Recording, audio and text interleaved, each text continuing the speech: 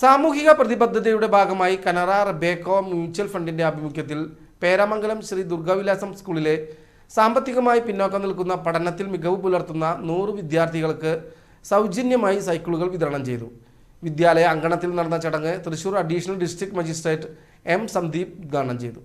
Canara Robeco mutual fund zonal head C Venkatachalam പദ്ധതിയുടെ ലക്ഷ്യവും സാമൂഹിക പ്രസക്തിയും വിശദീകരിച്ചു. സ്കൂളിലെ പൂർവ്വ വിദ്യാർത്ഥിയും കാനറ റൊബേക്കോ മ്യൂച്വൽ ഫണ്ടിന്റെ തൃശൂർ ഏരിയ മാനേജറുമായ Sumesh AP, school manager MV Babu എന്നിവർ ചടങ്ങിൽ സന്നിഹിതരായി.